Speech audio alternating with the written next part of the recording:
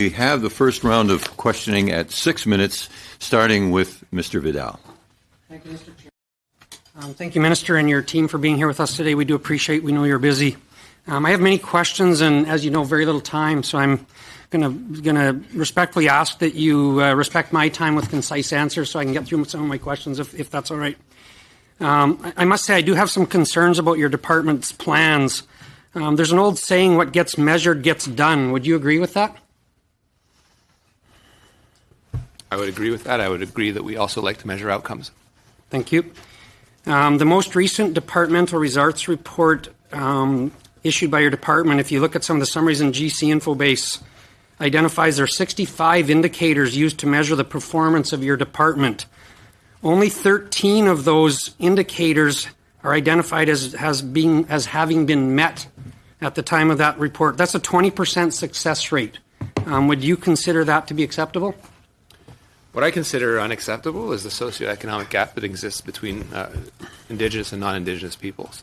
The investments that we have made, MP Vidal, are historic, but they are but a start in closing that socioeconomic gap, and it would be wrong to state that this is something that can be achieved overnight or in one term.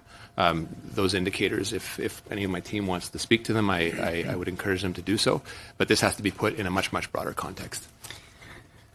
44 of the indicators,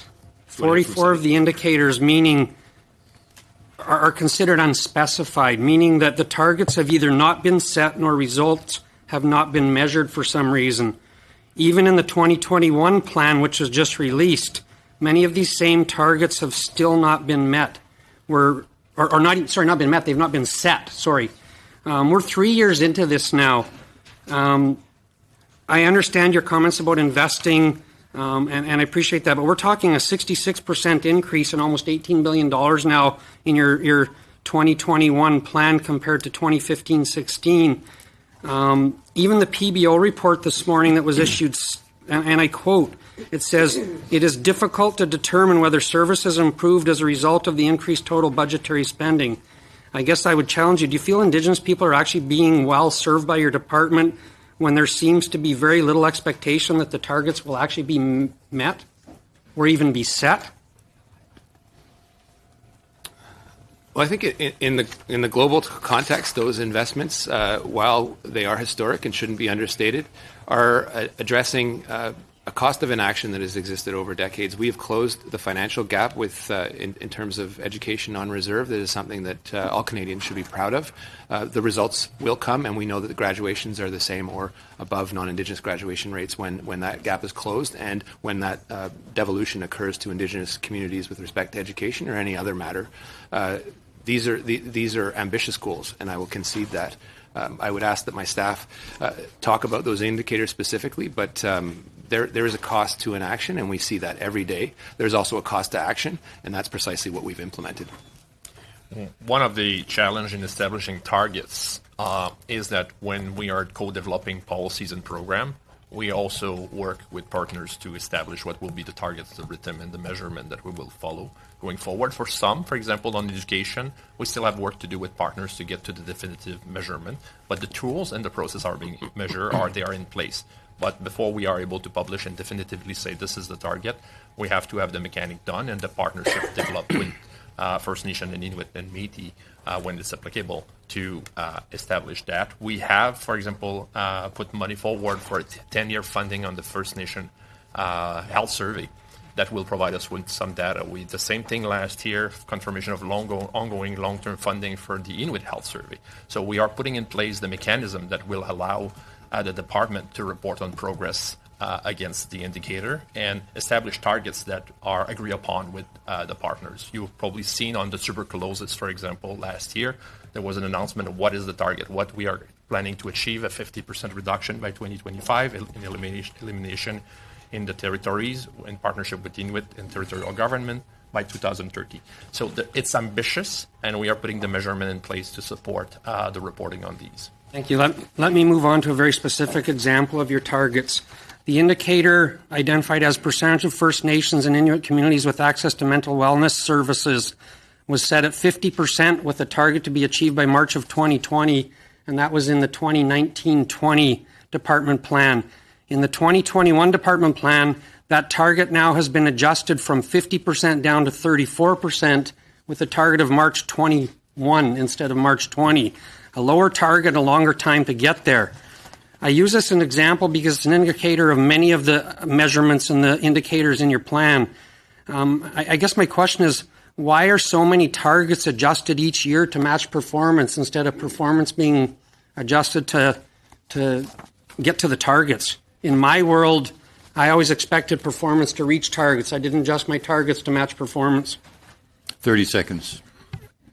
Valerie, do you have any information about the change on the mental health? For sure. So the mental wellness teams have been substantially increased, but for sure some of the mental wellness teams, and they're all set up by First Nations. They're driven by First Nations. The makeup of them, where they're located, all of that is determined by First Nations.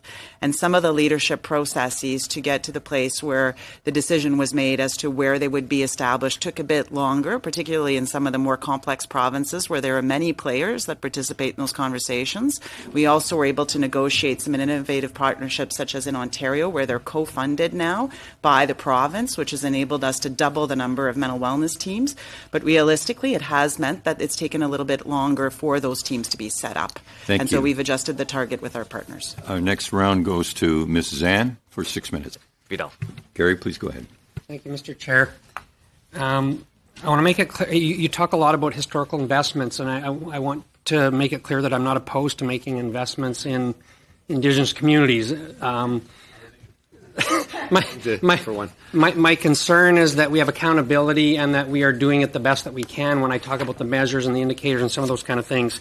In the 2018 departmental plan, FTEs for 2021 were planned to be 3,740 people. In 1920, that increased to 4,248, and now for 2021, that's up to 5,538 people in your department. That's almost 1,800 FTEs, or a pretty significant percentage.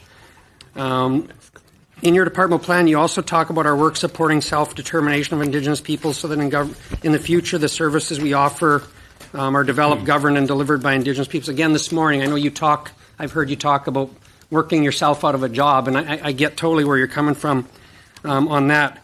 But included in this increase in FTEs is an increase for internal services from like 685 people to 1,366. That's like doubling the internal services FTEs. I would suggest to you that Canadians who are struggling to make ends meet would consider that excessive, especially under your goal of extinction, when I'm not sure many would object to the fact those resources got to the ground in First Nation communities.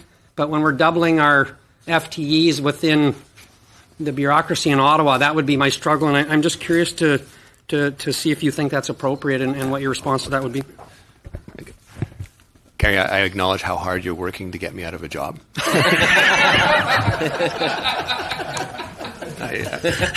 I admire the game, not necessarily the results, but I'm fighting. You'll appreciate I'm doing the same thing.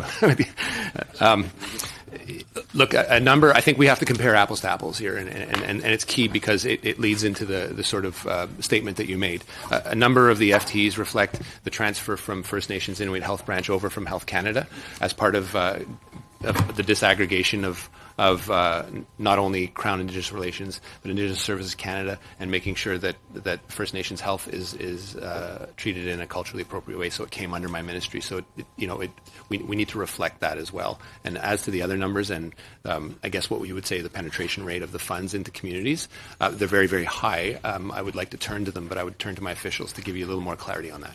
Can I, just before you do, I get your response in the change of the departments, but overall there's still about 650 people added to the combined department. So I would keep that in mind in your response. Most of the increase is coming from the transfer from Health Canada. So if you look at their numbers, you will see a diminution of the First Nation Health Branch, plus a bit more than 300 employees that were coming from their internal services that made up the growth into the department. Right now, we are looking at the ratio program versus internal services and program management. We are below 5%. And this is, in fact, a ratio that is better than when INAC was managing these services. So our ratio is really thin. it's around 1% internal services spending overall and around 3% program management. The rest is going directly to communities through transfer or to organizations out there to deliver the services or to direct payment for services like drugs and dental care. So the department is very lean. Our ratio administrative cost versus operation, when it was under INAC, we were talking about something around 40-some%. Now we are running around, if I remember well, 29%? 29%. And at Indigenous Services Canada, I'm pleased to share that with you. I think it's all right to be concerned about the number of federal employees doing this work with the mandate like we have. But one thing you should be happy to hear is that we are close to 30% of Indigenous people working within this department. A lot of them are executive and are on the ground working. So we are also making progress in terms of representation, because if we want to get rid of this department over time, we need to build a workforce that can help us to transform and transfer the services like we did in British Columbia, for example. Half a minute, go ahead. Thank you, I appreciate that. One other very specific question. Again, one of your measures, the percentage of First Nation and Inuit adults who reported to be in very good or excellent health in the 2021 plan. You reduced this target from 50 to 40% to 44%. And this has an expected date of achievement of 2028. That's like 8 years down the road. Again, we're adjusting the targets. Or maybe I ask, are we adjusting the targets to match our performance? Are we working hard to achieve those targets? I mean, and that target's a long ways down the road. Briefly, go ahead.